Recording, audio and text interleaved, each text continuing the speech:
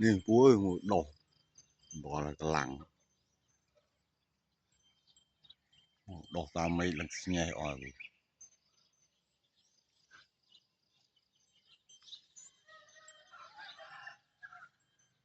một cái lỗ của banana này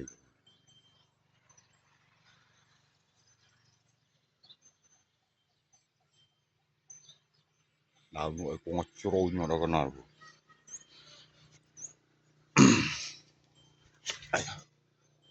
nó lấy thọt để tân chỉ bằng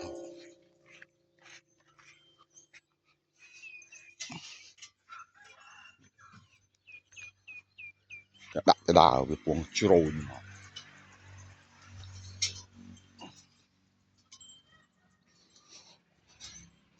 ra con lỗ lỗ mọi luôn làm mấy xin này rồi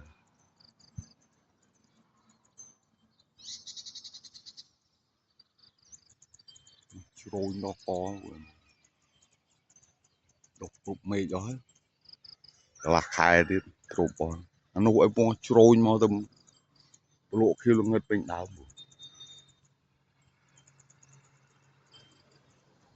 mở có banana này đào nó con trôi bạch bạch anh